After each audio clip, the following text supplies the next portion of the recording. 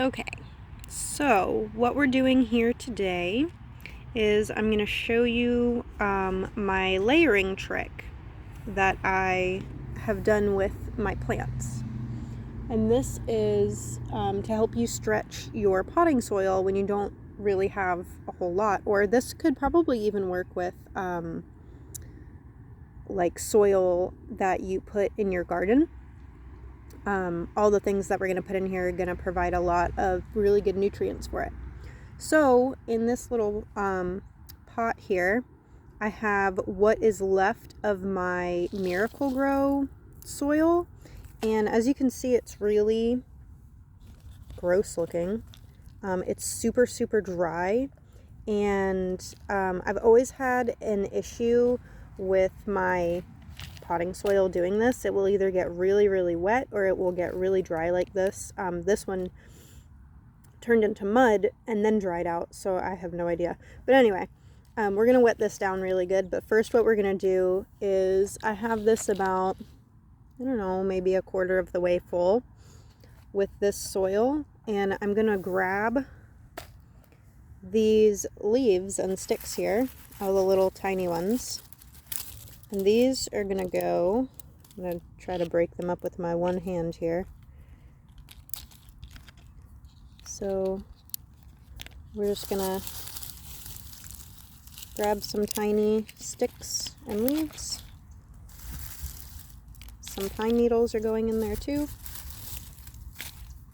And the reason why I do this is because if you have soil that tends to harden, so this one probably won't be an issue because it's pretty dry. But before, when I was working with it, when it was wet, it was just turning into clay and it was getting really hard and none of my plants were able to grow their roots through it. So I started doing this, and this really aerates the soil a little bit and helps with drainage and helps with the soil not becoming clay, which is really good. And I'm just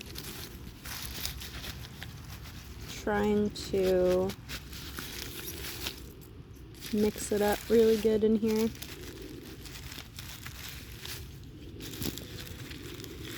Okay. And then what I'll do is I'm going to add some compost to this. So at this point you can add a whole bunch of things. If you have old mail, so anything, even if it has ink on it, it'll be okay. But as long as it's just paper and it's not like that plastic stuff, if it's just paper, if it's old bills or something that you don't need anymore, or anything with sensitive information, you could just shred it up really good and put it in here too and mix it around. And then that paper is going to break down and provide nutrients for your plants. The other thing you can do is just throw some food in here. So if you have any leftovers in the fridge, pasta sauce might, or soup even, might not be something that you want to do because it's going to be really runny. But if you just have like some berries that are going bad, or like a banana peel or something like that, some orange peels, whatever, you can throw them in here too. And it's they're going to break down over time, and it's going to be okay. And that's basically what these sticks and leaves are doing as well. These are going to break down over time, and these are going to provide kind of like a slow release fertilizer for my plant that I'm going to put in here. Okay, so I don't have the compost by me, so we're going to have to take a walk.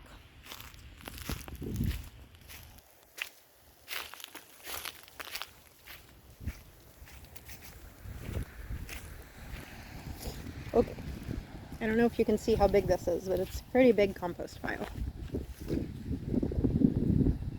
Pretty large. Alright, so now I'm just going to throw some compost in here. Here we go.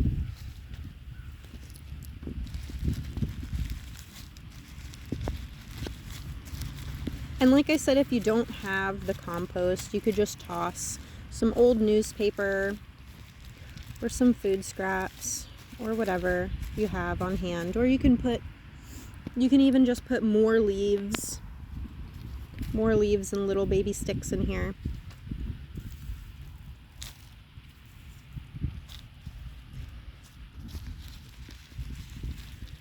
And how much compost you put is really going to depend on what type of plants you're putting in here, because some like it really, really fertile and really nice, and others do better with kind of deprived soil. So you're just going to have to do some research on your plants. Okay, now I'm going to go back over here.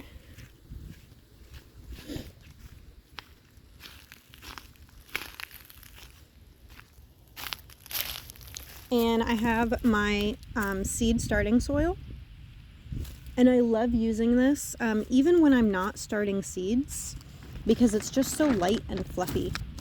And even if you have like what are they called, if you're doing a transplant, if it's in a pot, I love to put this on because it just keeps the moisture in.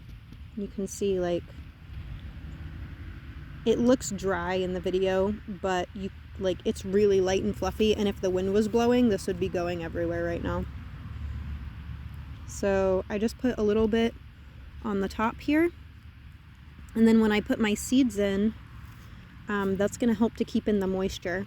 And another thing that you can do to help keep the moisture in if you're doing transplants, I don't tend to do this with seeds when I plant them, but if you're doing transplants, you can mulch the top with some more leaves, and that really helps to keep the moisture in as well. That way they don't dry out on you.